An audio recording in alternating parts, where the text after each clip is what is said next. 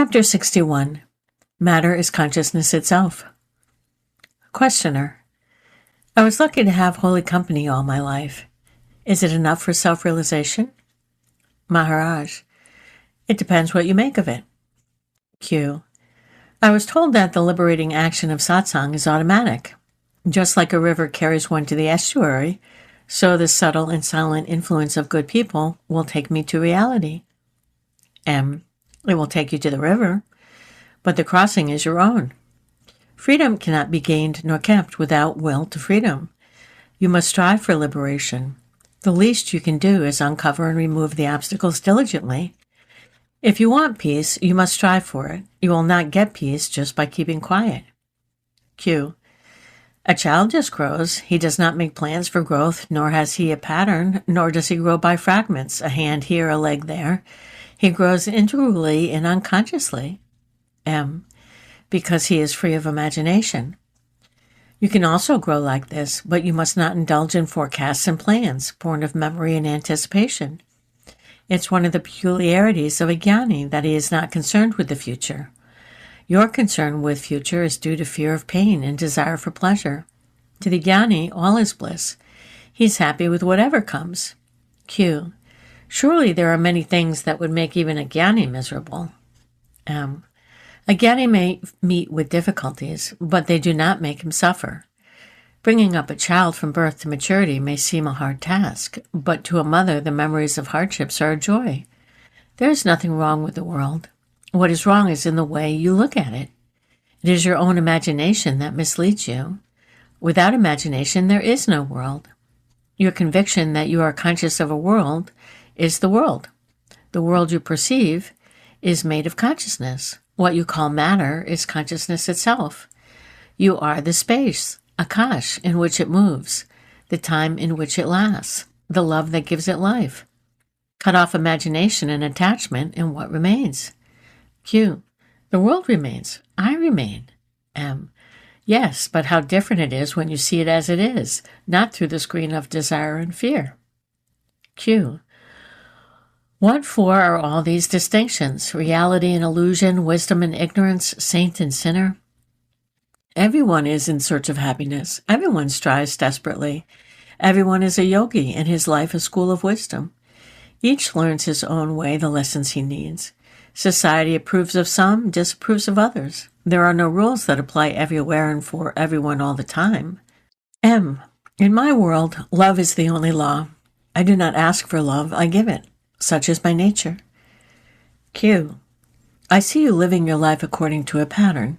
You run a meditation class in the morning, lecture and have discussions regularly. Twice daily there is worship, puja, and religious singing, bhajan, in the evening.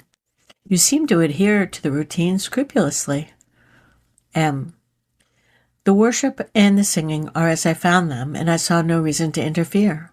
The general routine is according to the wishes of the people with whom I happen to live or who come to listen. They are working people with many obligations, and the timings are for their convenience. Some repetitive routine is inevitable. Even animals and plants have their timetables. Q. Yes, we see a regular sequence in all life. Who maintains the order? Is there an inner ruler who lays down laws and enforces order? M. Everything moves according to its nature. Where is the need of a policeman? Every action creates a reaction, which balances and neutralizes the action. Everything happens, but there's a continuous canceling out, and in the end it is as if nothing happened at all. Q. Do not console me with final harmonies. The accounts tally, but the loss is mine. M. Wait and see. You may end up with a profit good enough to justify the outlays. Q. There's a long life behind me, and I often wonder whether its many events took place by accident or there was a plan. Was there a pattern laid down before I was born by which I had to live my life? If yes, who made the plans and who enforced them? Could there be deviations and mistakes? Some say destiny is immutable, and every second of life is predetermined. Others say that pure accident decides everything. M. You can have it as you like. You can distinguish in your life a pattern or see merely a chain of accidents. Explanations are meant to please the mind. They need not be true. Reality is indefinable and indescribable. Q. Sir, you are escaping my question. I want to know how you look at it. Wherever we look, we find structure of unbelievable intelligence and beauty. How can I believe that the universe is formless and chaotic? Your world, the world in which you live, may be formless, but it need not be chaotic. The objective universe has structure, is orderly and beautiful. Nobody can deny it. But structure and pattern imply constraint and compulsion. My world is absolutely free. Everything in it is self-determined. Therefore, I keep on saying that all happens by itself. There is order in my world too, but it is not imposed from outside. It comes spontaneously and immediately because of its timelessness. Perfection is not in the future, it is now. Q. Does your world affect mine? M. At one point only, at the point of the now. It gives it momentary being, a fleeting sense of reality. In full awareness, the contact is established. It needs effortless, unself-conscious attention. Q. Is not attention an attitude of mind? M. Yes, when the mind is eager for reality, it gives attention. There's nothing wrong with your world. It is your thinking yourself to be severed from it that creates disorder.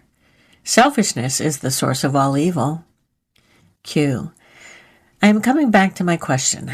Before I was born, did my inner self decide the details of my life, or was it entirely accidental and at the mercy of heredity and circumstances? M. Those who claim to have selected their father and mother and decided how they are going to live the next life may know for themselves.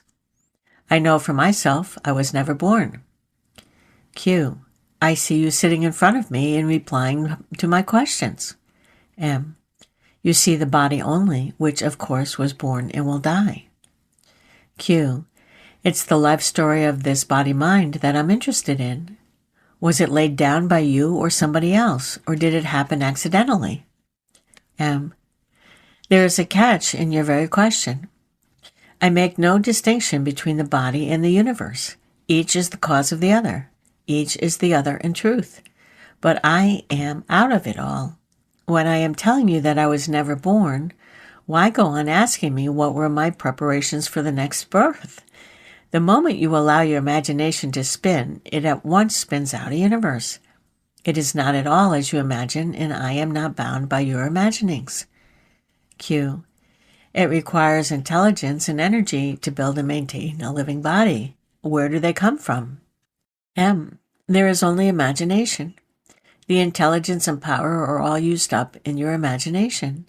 It has absorbed you so completely that you just cannot grasp how far from reality you've wandered. No doubt imagination is richly creative. Universe within universe are built on it. Yet they are all in space and time, past and future, which just do not exist. Q. I have read recently a report about a little girl who was very cruelly handled in her early childhood. She was badly mutilated and disfigured and grew up in an orphanage, completely estranged from its surroundings. This little girl was quiet and obedient, but completely indifferent. One of the nuns who were looking after the children was convinced that the girl was not mentally retarded, but merely withdrawn, irresponsive. A psychoanalyst was asked to take up the case, and for a full 2 years he would see the child once a week and try to break the wall of isolation. She was docile and well-behaved, but would give no attention to her doctor. He brought her a toy house with rooms and movable furniture and dolls representing father, mother, and their children. It brought out a response. The girl got interested. One day the old hurts revived and came to the surface. Gradually she recovered. A number of operations brought back her face and body to normal, and she grew into an efficient and attractive young woman. It took the doctor more than 5 years, but the work was done.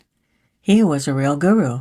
He did not put down conditions nor talk about readiness and eligibility.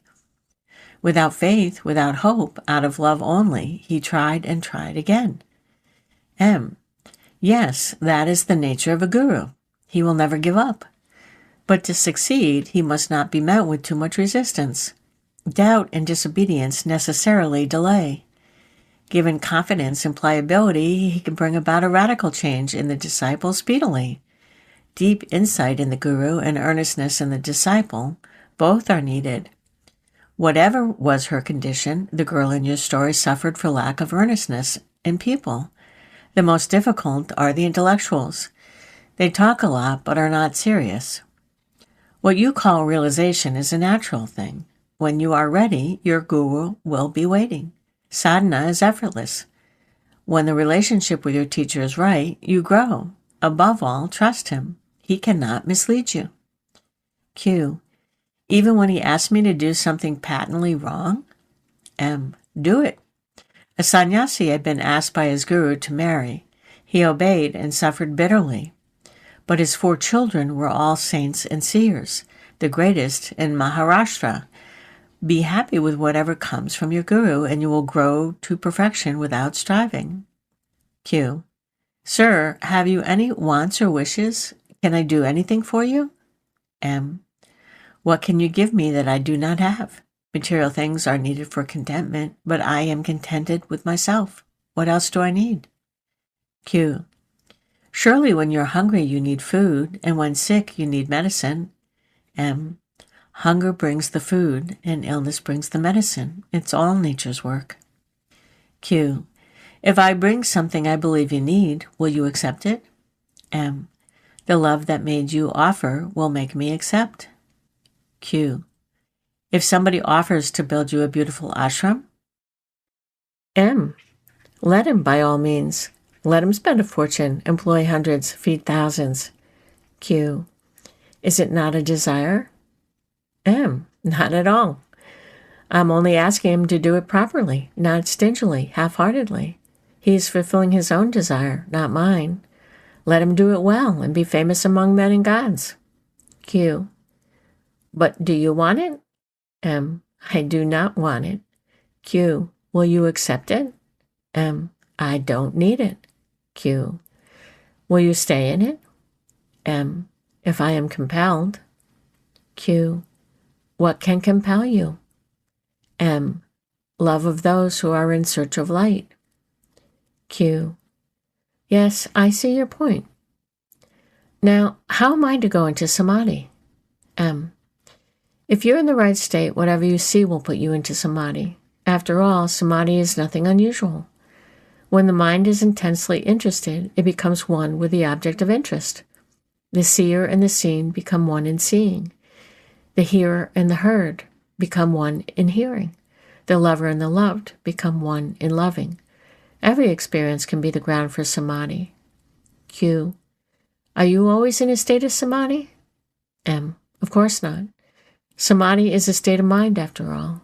I am beyond all experience, even of samadhi.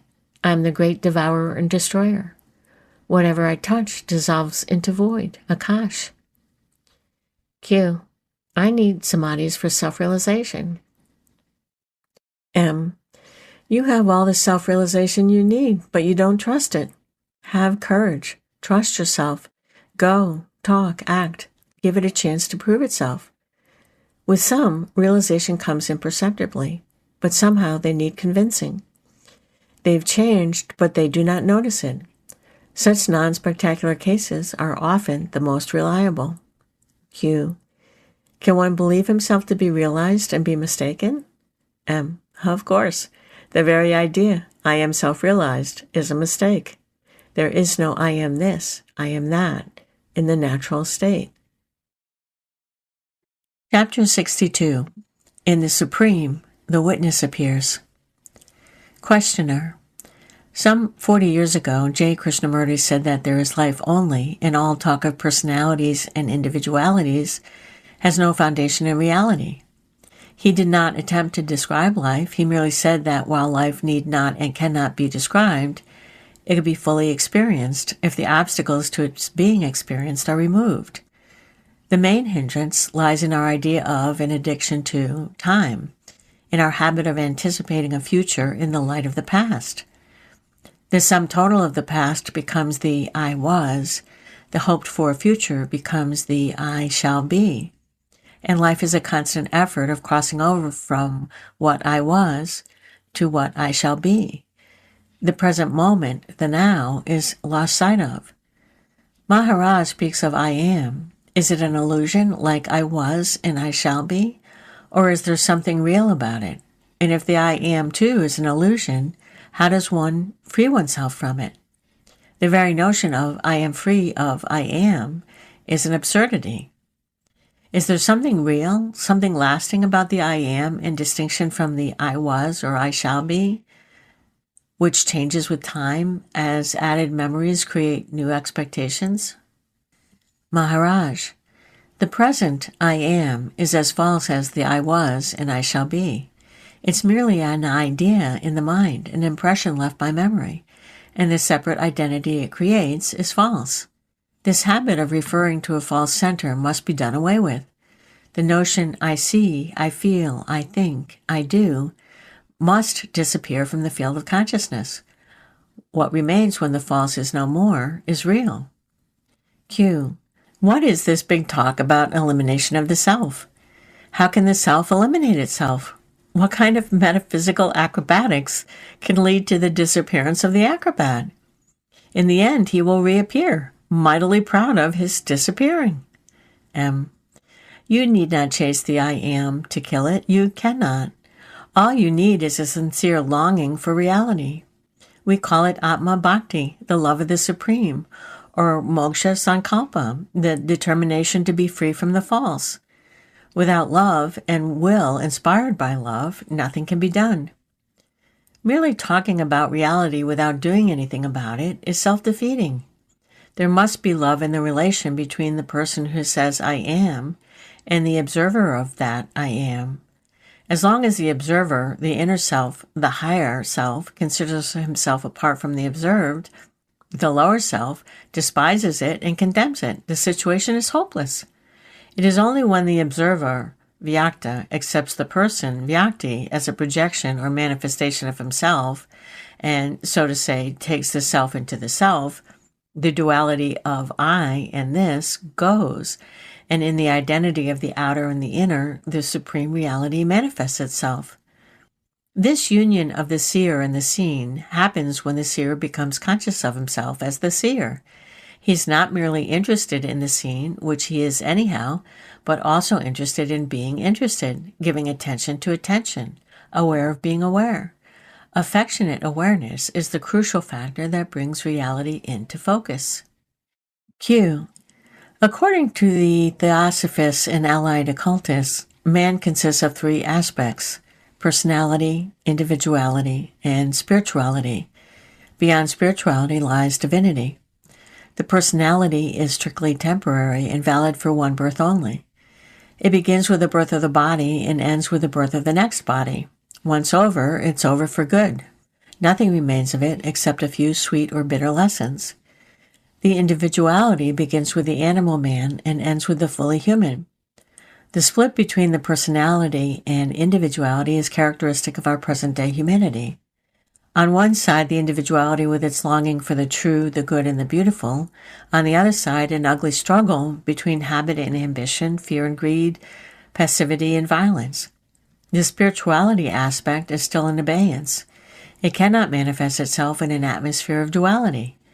Only when the personality is reunited with the individuality and becomes a limited but true expression of it, that the light and love and beauty of the spiritual come into their own. You teach of the Vyakti, Vyakta, Avyakta, observer, observed, and ground of observation.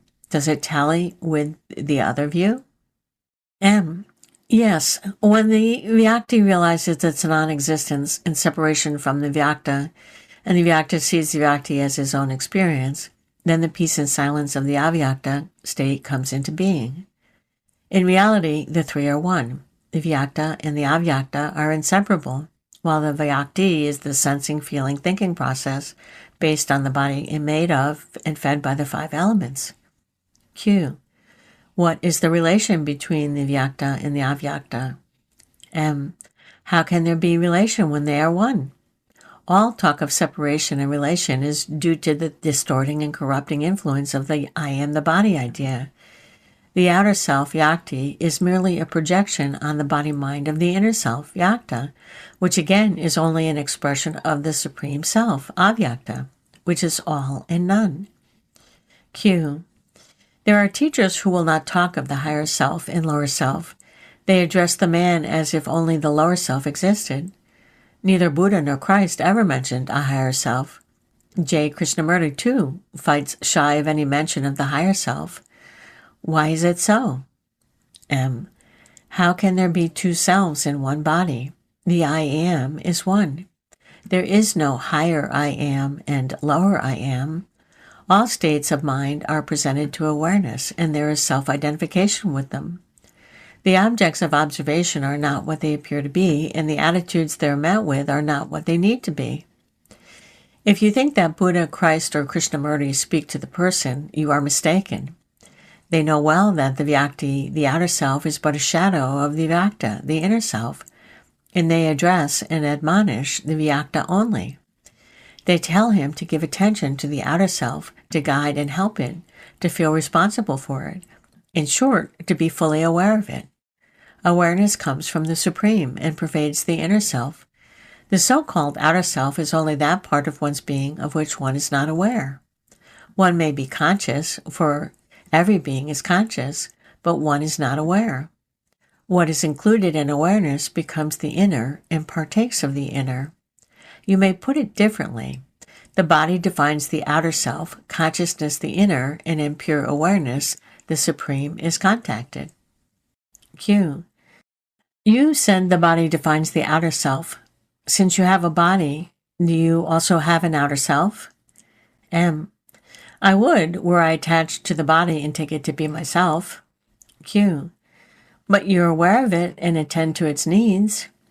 M. The contrary is nearer to truth. The body knows me and is aware of my needs, but neither is really so. This body appears in your mind. In my mind, nothing is.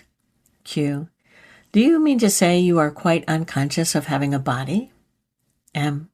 On the contrary, I am conscious of not having a body. Q. I see you smoking. M. Exactly so.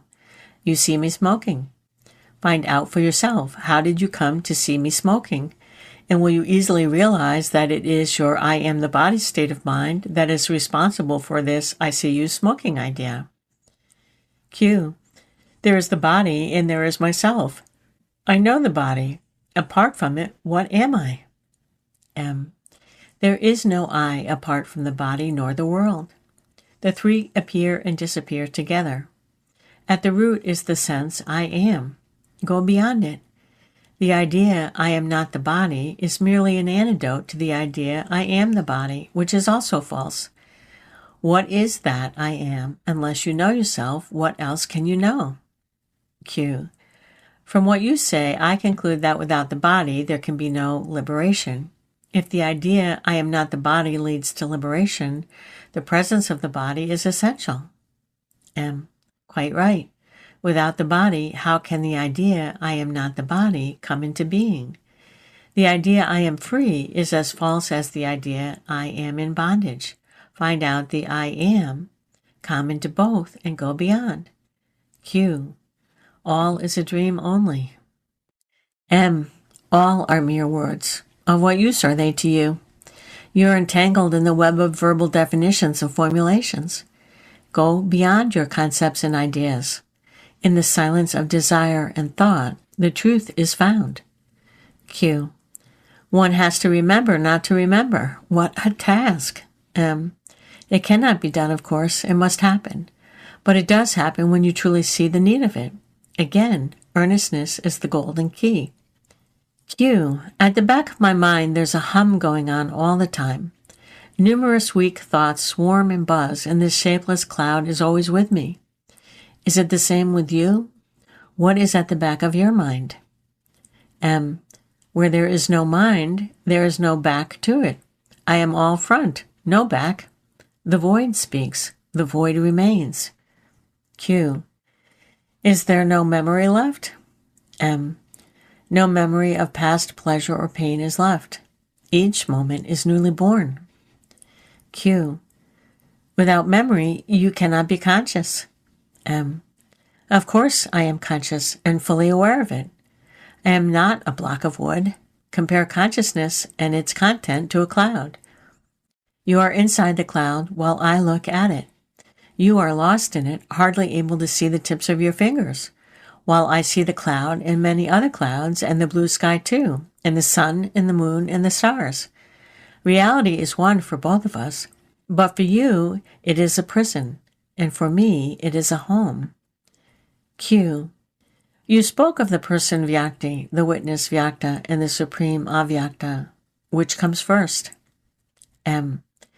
In the supreme, the witness appears. The witness creates the person and thinks itself as separate from it.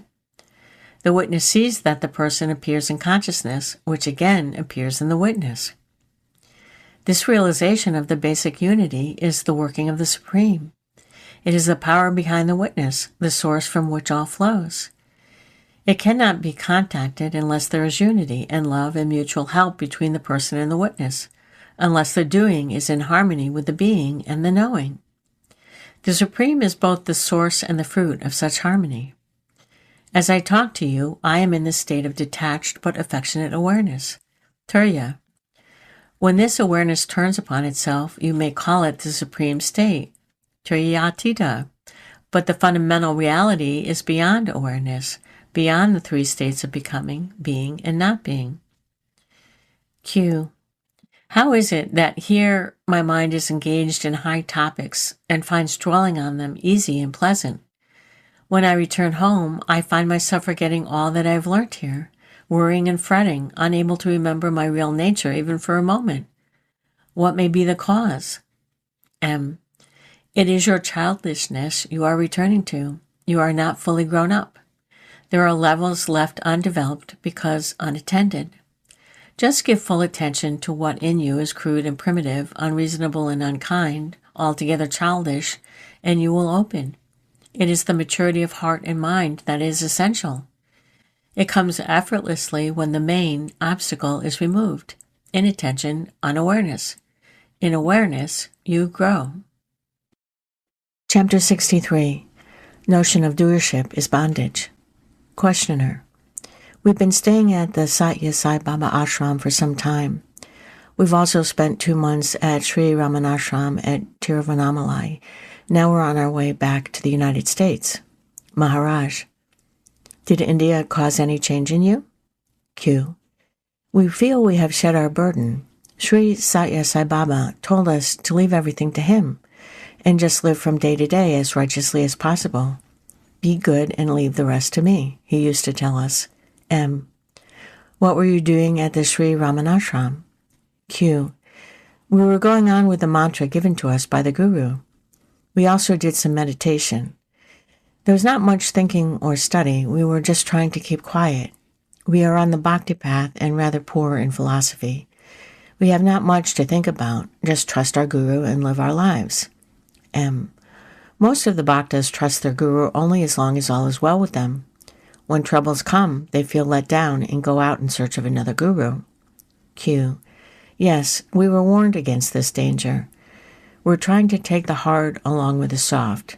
The feeling, all is grace, must be very strong. A sadhu was walking eastwards, from where a strong wind started blowing. The sadhu just turned round and walked west. We hope to live just like that, adjusting ourselves to circumstances as sent us by our Guru. M. There is only life. There is nobody who lives a life. Q. That we understand. Yet constantly we make attempts to live our lives instead of just living. Making plans for the future seems to be an inveterate habit with us. M. Whether you plan or don't, life goes on. But in life itself, a little whirl arises in the mind, which indulges in fantasies and imagines itself dominating and controlling life. Life itself is desireless, but the false self wants to continue pleasantly. Therefore, it's always engaged in ensuring one's continuity. Life is unafraid and free. As long as you have the idea of influencing events, liberation is not for you. The very notion of doership, of being a cause, is bondage. Q. How can we overcome the duality of the doer and the done? M. Contemplate life as infinite, undivided, ever-present, ever-active, until you realize yourself as one with it. It's not even very difficult, for you will be returning only to your own natural condition. Once you realize that all comes from within, that the world in which you live has not been projected onto you, but by you, your fear comes to an end.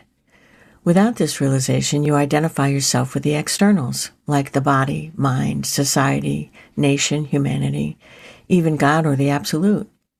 But these are all escapes from fear. It's only when you fully accept your responsibility for the little world in which you live and watch the process of its creation, preservation, and destruction that you may be free from your imaginary bondage. Q. Why should I imagine myself so wretched?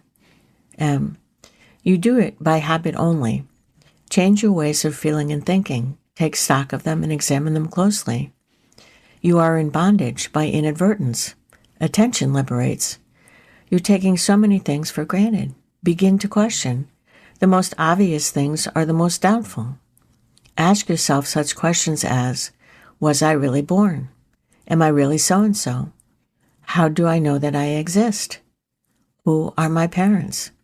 Have they created me or have I created them? Must I believe all I am told about myself? Who am I anyhow? You have put so much energy into building a prison for yourself. Now spend as much on demolishing it. In fact, demolition is easy, for the false dissolves when it's discovered. All hangs on the idea, I am. Examine it very thoroughly. It lies at the root of every trouble. It is a sort of skin that separates you from the reality. The real is both within and without the skin, but the skin itself is not real. This I am idea was not born with you. You could have lived very well without it. It came later due to your self-identification with the body. It created an illusion of separation where there was none. It made you a stranger in your own world and made the world alien and inimical. Without the sense of I am, life goes on. There are moments when we are without the sense of I am, at peace and happy. With the return of the I am, trouble starts. Q. How is one to be free from the I sense? M. You must deal with the I sense if you want to be free of it. Watch it in operation and at peace, how it starts and when it ceases, what it wants and how it gets it, until you see clearly and understand fully. After all the yogas, whatever their source and character, have only one aim, to save you from the calamity of separate existence, of being a meaningless dot in a vast and beautiful picture.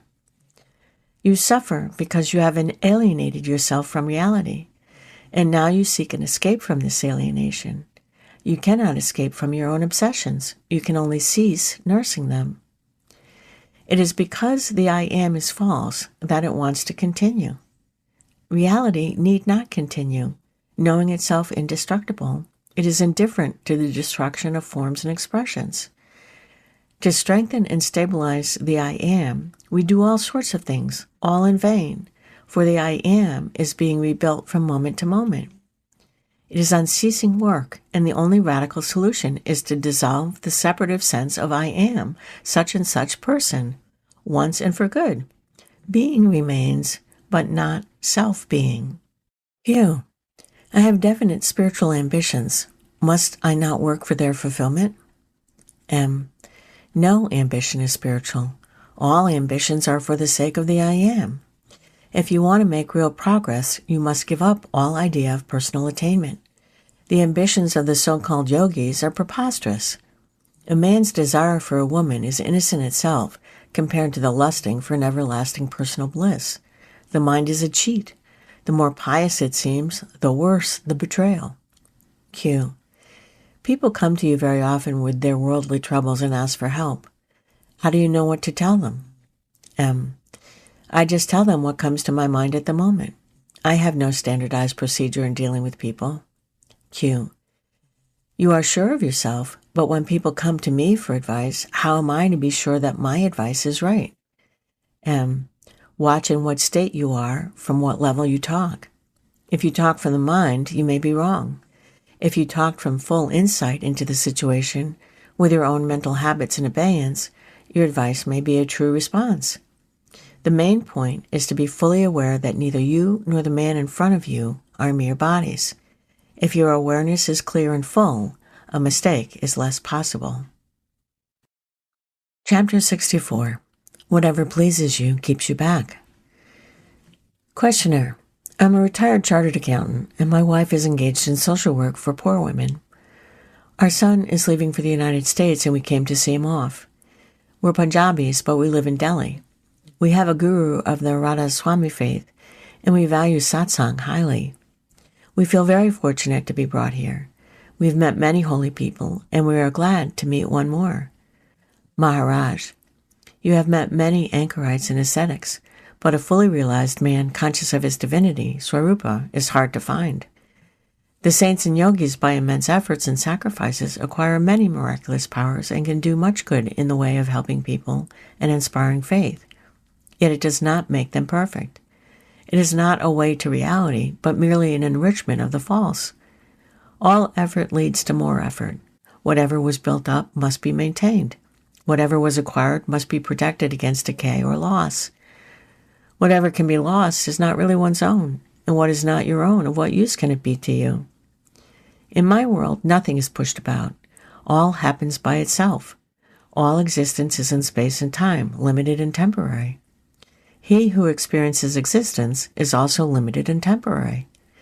I am not concerned either with what exists or with who exists. I take my stand beyond, and where I am both and neither.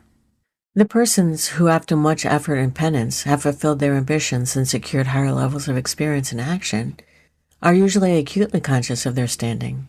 They grade people into hierarchies ranging from the lowest non-achiever to the highest achiever. To me, all are equal. Differences in appearance and expression are there, but they do not matter. Just as the shape of a gold ornament does not affect the gold, so does man's essence remain unaffected. Where this sense of equality is lacking, it means that reality had not been touched. Mere knowledge is not enough. The knower must be known. The pundits and the yogis may know many things, but of what use is mere knowledge when the self is not known? It will be certainly misused. Without the knowledge of the knower, there can be no peace. Q. How does one come to know the knower? M. I can only tell you what I know from my own experience. When I met my guru, he told me, you are not what you take yourself to be. Find out what you are. Watch the sense I am. Find your real self.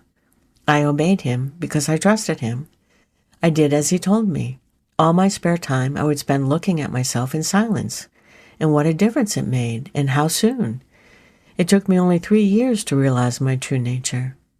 My guru died soon after I met him, but it made no difference. I remembered what he told me and persevered. The fruit of it is here, with me. Q. What is it? M. I know myself as I am in reality. I'm neither the body nor the mind, nor the mental faculties. I am beyond all these. Q. Are you nothing? M. Come on, be reasonable. Of course I am, most tangibly. Only I am not what you may think me to be. This tells you all. Q. It tells me nothing. M. Because it cannot be told. You must gain your own experience. You are accustomed to deal with things physical and mental. I am not a thing, nor are you. We are neither matter nor energy, neither body nor mind. Once you have a glimpse of your own being, you will not find me difficult to understand. We believe in so many things on hearsay. We believe in distant lands and people, in heavens and hells, and gods and goddesses, because we were told. Similarly, we were told about ourselves, our parents, name, position, duties, and so on. We never cared to verify. The way to truth lies through the destruction of the false. To destroy the false, you must question your most inveterate beliefs. Of these, the idea that you are the body is the worst. With the body comes the world, with the world God, who's supposed to have created the world, and thus it starts. Fears, religions, prayers, sacrifices, all sorts of systems, all to protect and support the child man, frightened out of his wits by monsters of his own making. Realize that what you are cannot be born nor die, and with the fear gone, all suffering ends. What the mind invents, the mind destroys. But the real is not invented and cannot be destroyed. Hold on to that over which the mind has no power. What I'm telling you about is neither in the past nor in the future. nor is it in the daily life as it flows in the now. It is timeless, and the total timelessness of it is beyond the mind. My Guru and his words, "You are myself," are timelessly with me.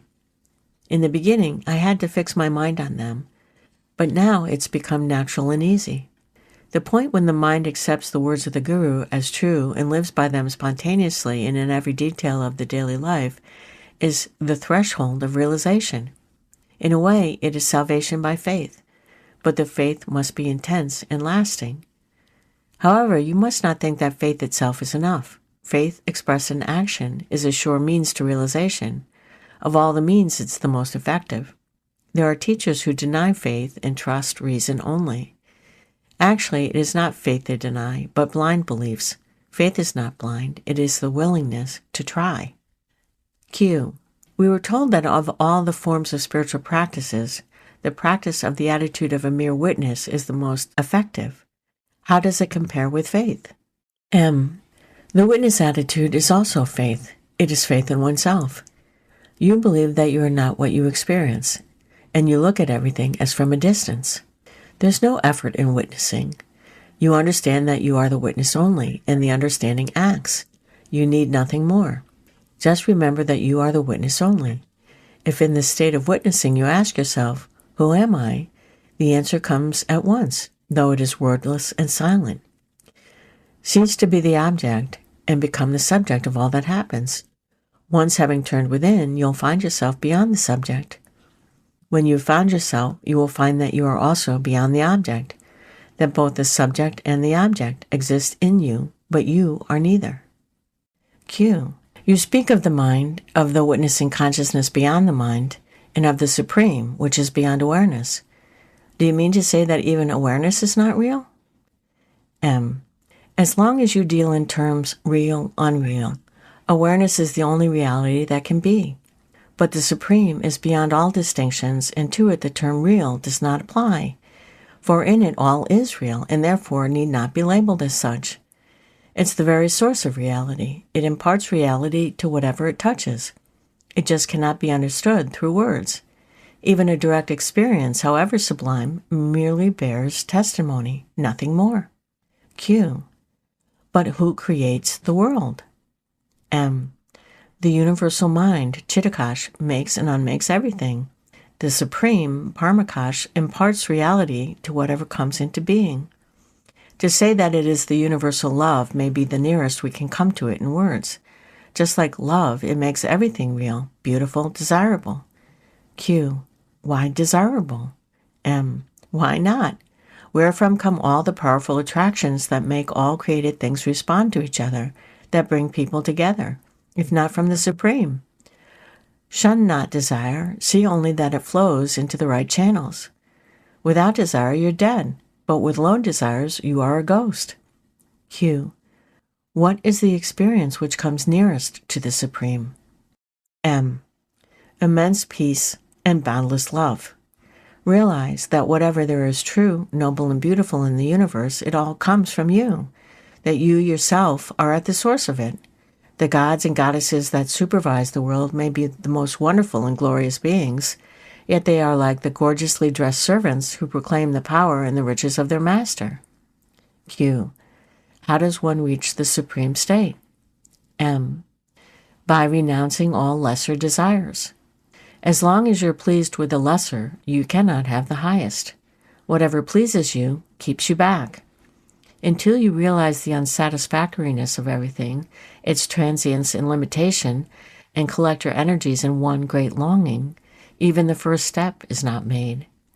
On the other hand, the integrity of the desire for the Supreme is by itself a call from the Supreme. Nothing, physical or mental, can give you freedom. You are free once you understand that your bondage is of your own making, and you cease forging the chains that bind you. Q. How does one find faith in a guru? M. To find the guru and also the trust in him is rare luck. It does not happen often. Q. Is it destiny that ordains? M. Calling it destiny explains little. When it happens, you cannot say why it happens, and you merely cover up your ignorance by calling it karma or grace or the will of God. Q. Krishnamurti says that guru is not needed. M. Somebody must tell you about the supreme reality and the way that leads to it. Krishnamurti is doing nothing else. In a way, he is right. Most of the so-called disciples do not trust their gurus. They disobey them and finally abandon them. For such disciples, it would have been infinitely better if they had no guru at all and just looked within for guidance. To find a living guru is a rare opportunity and a great responsibility. One should not treat these matters lightly. You people are out to buy yourself the heaven, and you imagine that the guru will supply it for a price. You seek to strike a bargain by offering little but asking much. You cheat nobody except yourselves. Q. You were told by your guru that you are the supreme, and you trusted him and acted on it. What gave you this trust? M. Say I was just reasonable. It would have been foolish to distrust him. What interest could he possibly have in misleading me? Q. You told the questioner that we are the same, that we are equals. I cannot believe it. Since I do not believe it, of what use is your statement to me? M. Your disbelief does not matter. My words are true, and they will do their work. This is the beauty of the noble company, satsang. Q. Just sitting near you, can it be considered spiritual practice? M. Of course. The river of life is flowing. Some of its water is here, but so much of it has already reached its goal. You know only the present. I see much further into the past and future, into what you are and what you can be. I cannot but see you as myself. It is in the very nature of love to see no difference. Q. How can I come to see myself as you see me? M. It is enough if you do not imagine yourself to be the body. It is the I am the body idea that is so calamitous. It blinds you completely to your real nature. Even for a moment, do not think that you are the body. Give yourself no name, no shape. In the darkness and the silence, reality is found. Q. Must not I think with some conviction that I am not the body? Where am I to find such conviction? M. Behave as if you were fully convinced, and the confidence will come. What's the use of mere words? A formula, a mental pattern will not help you. But unselfish action, free from all concern with the body and its interests, will carry you into the very heart of reality. Q. Where am I to get the courage to act without conviction? M. Love will give you the courage. When you meet somebody wholly admirable, love-worthy, sublime, your love and admiration will give you the urge to act nobly. Q. Not everybody knows to admire the admirable. Most of the people are totally insensitive. M. Life will make them appreciate. The very weight of accumulated experience will give them eyes to see. When you meet a worthy man, you will love and trust him and follow his advice. This is the role of the realized people, to set an example of perfection for others to admire and love. Beauty of life and character is a tremendous contribution to the common good. Q. Must we not suffer to grow? M. It's enough to know that there is suffering, that the world suffers. By themselves, neither pleasure nor pain enlighten. Only understanding does. Once you've grasped the truth that the world is full of suffering, that to be born is a calamity, you will find the urge and the energy to go beyond it. Pleasure puts you to sleep, and pain wakes you up. If you do not want to suffer, don't go to sleep. You cannot know yourself through bliss alone, for bliss is your very nature. You must face the opposite, what you are not, to find enlightenment. Chapter 65. A quiet mind is all you need. Questioner. I am not well. I feel rather weak. What am I to do? Maharaj. Who is unwell, you or the body? Q. My body, of course. M. Yesterday you felt well? What felt well? Q. The body. M. You were glad when the body was well, and you are sad when the body is unwell. Who is glad one day and sad the next? Q. The mind. M. And who knows the variable mind? Q. The mind. M. The mind is the knower. Who knows the knower? Q. Does not the knower know itself? M. The mind is discontinuous. Again and again it blanks out, like in sleep or swoon or distraction. There must be something continuous to register discontinuity. Q. The mind remembers. This stands for continuity. M. Memory is always partial, unreliable, and evanescent.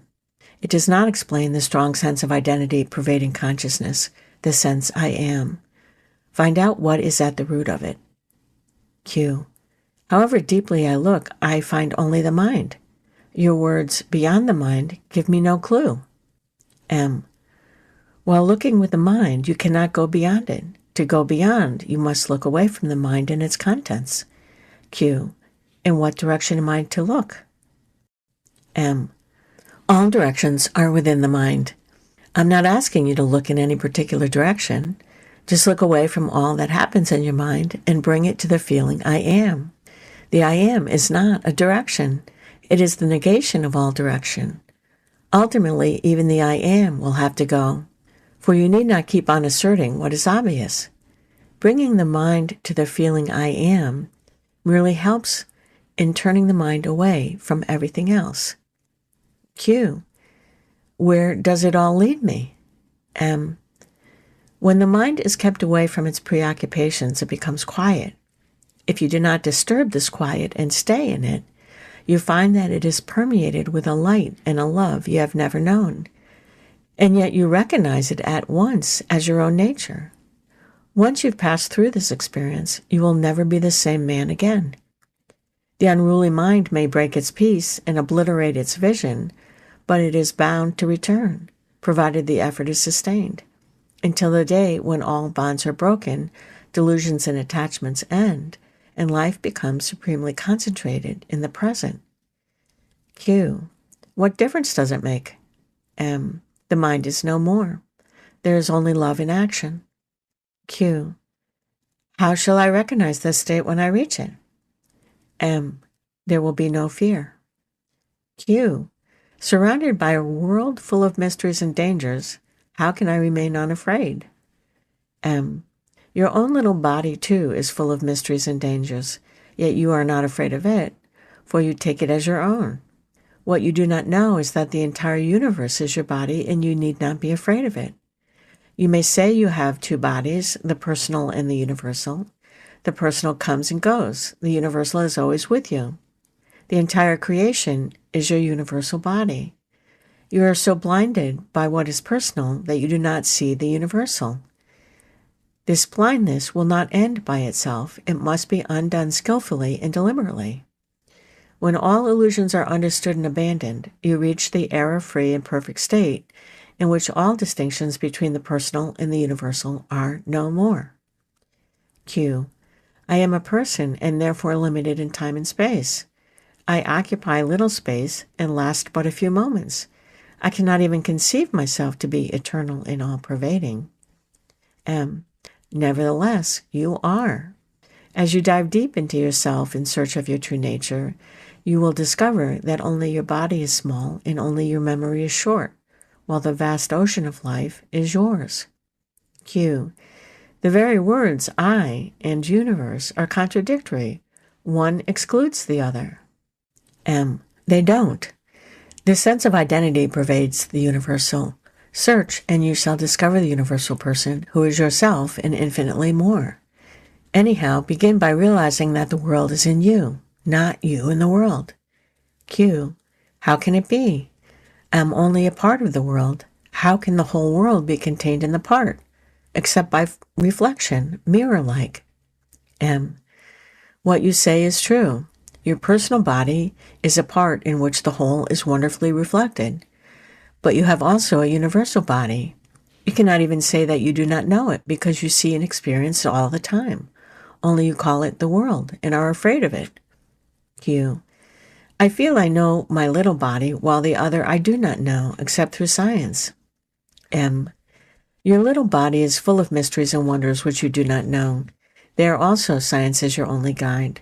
Both anatomy and astronomy describe you. Q.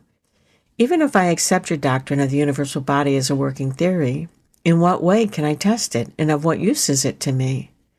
M. Knowing yourself as the dweller in both the bodies, you will disown nothing. All the universe will be your concern. Every living thing you will love and help most tenderly and wisely. There will be no clash of interest between you and others. All exploitation will cease absolutely. Your every action will be beneficial. Every movement will be a blessing. Q. It's all very tempting, but how am I to proceed to realize my universal being? M. You have two ways. You can give your heart and mind to self-discovery, or you accept my words on trust and act accordingly. In other words, either you become totally self-concerned or totally unself-concerned. It is the word totally that is important. You must be extreme to reach the supreme. Q. How can I aspire to such heights, small and limited as I am? M. Realize yourself as the ocean of consciousness in which all happens. This is not difficult. A little of attentiveness, of close observation of oneself, and you will see that no event is outside your consciousness. Q. The world is full of events which do not appear in my consciousness. M. Even your body is full of events which do not appear in your consciousness. This does not prevent you from claiming your body to be your own.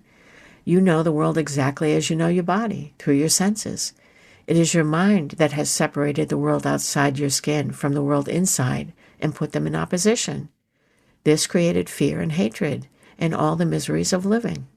Q. What I do not follow is what you say about going beyond consciousness. I understand the words, but I cannot visualize the experience. After all, you yourself have said that all experience is in consciousness. M. You are right. There can be no experience beyond consciousness. Yet there is the experience of just being. There is a state beyond consciousness, which is not unconscious. Some call it superconsciousness or pure consciousness or supreme consciousness. It is pure awareness, free from the subject-object nexus. Q. I have studied Theosophy, and I find nothing familiar in what you say.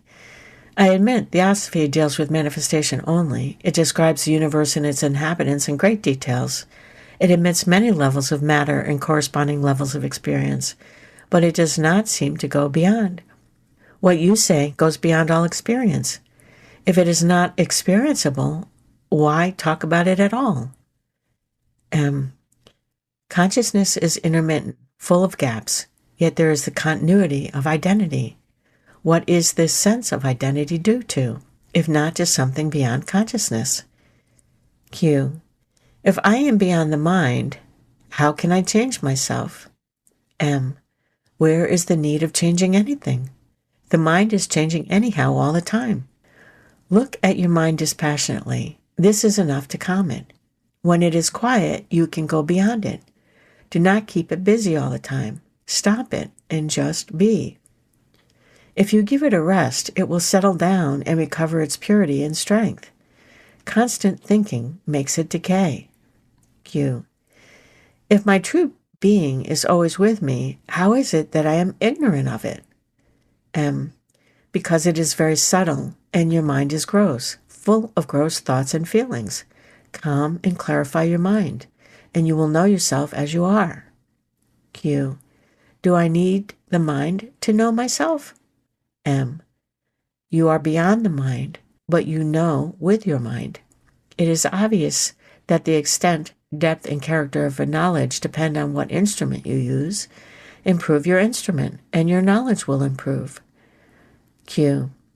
To know perfectly, I need a perfect mind. M. A quiet mind is all you need. All else will happen rightly once your mind is quiet.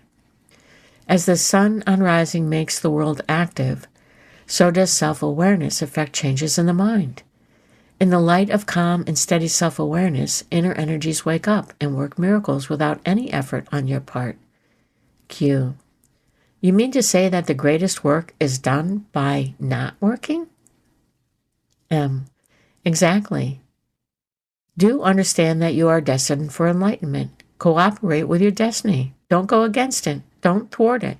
Allow it to fulfill itself.